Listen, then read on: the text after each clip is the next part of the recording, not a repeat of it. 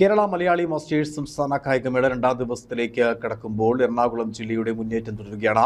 305 പോയിന്റുമായി എറണാകുളം ഒന്നാം സ്ഥാനത്തും 201 പോയിന്റുമായി കണ്ണൂർ രണ്ടാം സ്ഥാനത്തും 158 പോയിന്റുമായി കോട്ടയം മൂന്നാം സ്ഥാനത്തും മുന്നേറ്റം തുടരുകയാണ്. ആതിഥേയ ജില്ലയായ ഇടുക്കി 151 പോയിന്റുമായി നാലാം സ്ഥാനത്ത് തന്നെയുണ്ട്. വിശദാംശങ്ങളുമായി അനീഷ് ചേരുന്നു. അനീഷ്, അവസാന ദിവസത്തെ മത്സരങ്ങൾ ഇപ്പോൾ ആദ്യ മണിക്കൂറുകളിൽ പുരോഗമിക്കുകയാണ്. വിശദാംശങ്ങൾ.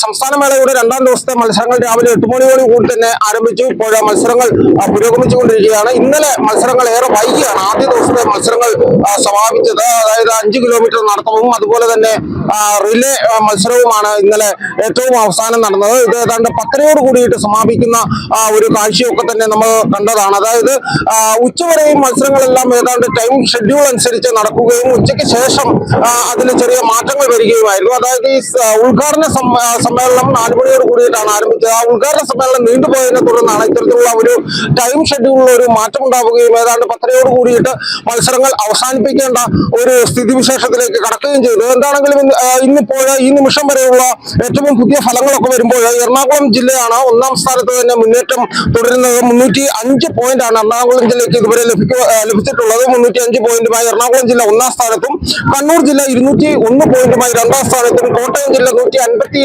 പോയിന്റുമായി മൂന്നാം സ്ഥാനത്തും തുടരുന്ന ഒരു കാഴ്ചയാണ്. എറണാകുളം, കണ്ണൂർ, കോട്ടയം ഇവരാണ് 3 സ്ഥാനങ്ങളുള്ളത്. നാലാം സ്ഥാനത്തിനായി ആതിഥേയ ജില്ലയായിട്ടുള്ള ഇടുക്കിയും തിരുവനന്തപുരവും 151 പോയിന്റുമായി പൊരുതുകയാണ്. നാലാം സ്ഥാനത്തിനായി ഇരു ജില്ലകൾക്കും 151 പോയിന്റുകൾ വീതമാണുള്ളത്. 137 പോയിന്റുമായി കാസർഗോഡ് 5ാം സ്ഥാനത്തും തുടരുന്ന കാഴ്ചയാണ്. മറ്റു ജില്ലകൾക്കുള്ള പോയിന്റ് നിലവാരം എങ്ങനെയാണ്? Kozhikode 100 point, Malappuram 98 point, Thrissur 87, Alappuzha 48, Pathanamthitta 48, Palakkad 12 point എന്നിങ്ങനെയാണ് മറ്റു ജില്ലകൾക്ക് ലഭിച്ചിട്ടുള്ള പോയിന്റ് നിലവാരം. എന്താണെങ്കിലും ഇന്ന് സമയബന്ധിതമായി തന്നെ മത്സരങ്ങൾ പൂർത്തിയാക്കുവാനുള്ള ഒരു ശ്രമത്തിൽ തന്നെയാണ് ഇതിന്റെ സംഘാടകരുള്ളത്.